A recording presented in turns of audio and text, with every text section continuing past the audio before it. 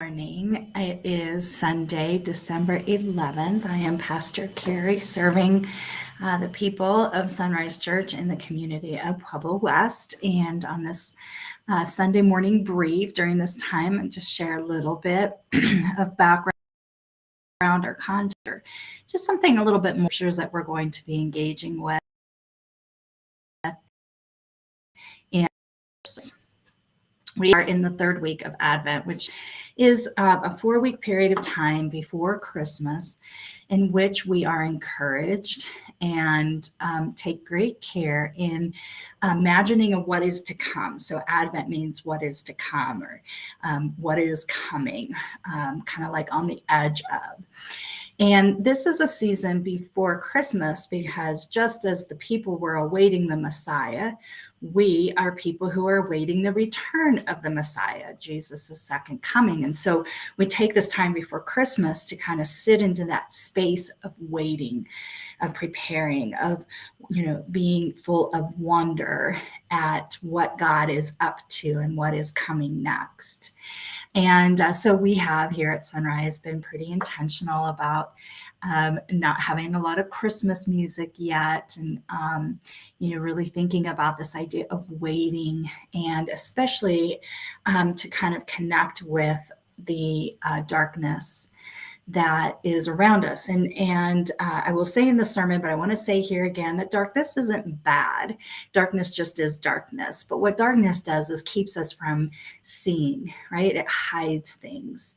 And so when we live in the darkness, we live in the shadow, there are things that we cannot see.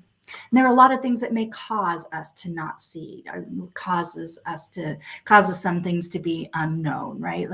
Like if we are suffering from loss, if there's death around us, there's suffering, those kind of things can keep us from seeing. And so today we're going to hear is scripture reading, our passage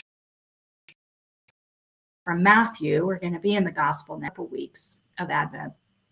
Today we enter into a gospel reading about John the Baptist and asking Jesus, are you the one who is to come?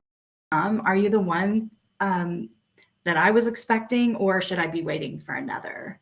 Now, John the Baptist is saying this from prison, and that's all it tells us in the text, is that John is in prison.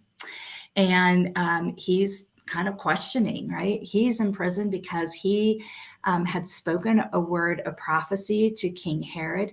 We actually don't hear this story until Matthew 14. So we don't even know really why he's in prison. But because we have the 14th chapter, we understand that John was on the verge of death, and he probably knew this. And so in his darkness of this prison cell, and this darkness of suffering, this darkness of not knowing really what's kind of coming up for sure for himself, he is unable to see what Jesus is doing. Now, this might be literal. Because he's in prison, he doesn't see what Jesus is doing. He hasn't been following him. He doesn't know all these miracles that he's performing, all this healing, and so on and so forth.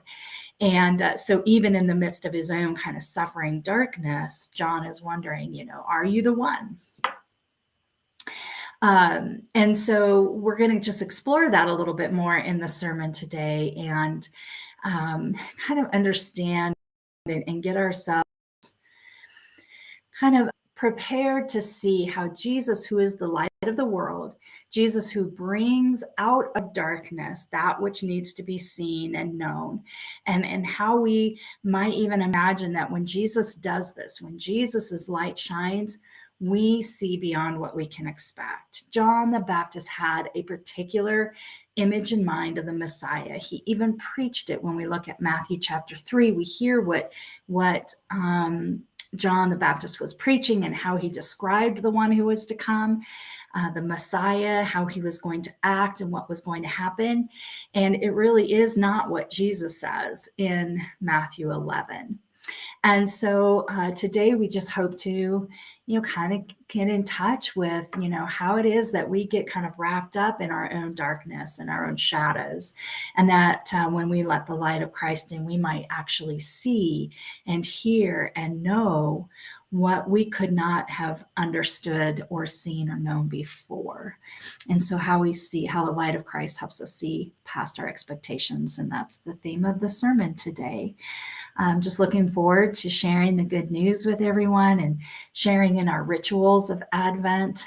Such a beautiful season with wonderful music. So we hope that you will join us in church. We meet in person and we are live at 10 a.m. And the best place to see our live stream is on our website. You have access to a document to help you with reflection today. And so invite you to go to our website. Just know that when it goes live at 10, that's when you get to start watching it on the website. We're still perfecting all of our processes on that. But we hope that you will join us, and love to see you in church and engage with you even online. So may the rest of your day be the very best of your day, and I hope to see you at church. Bye now.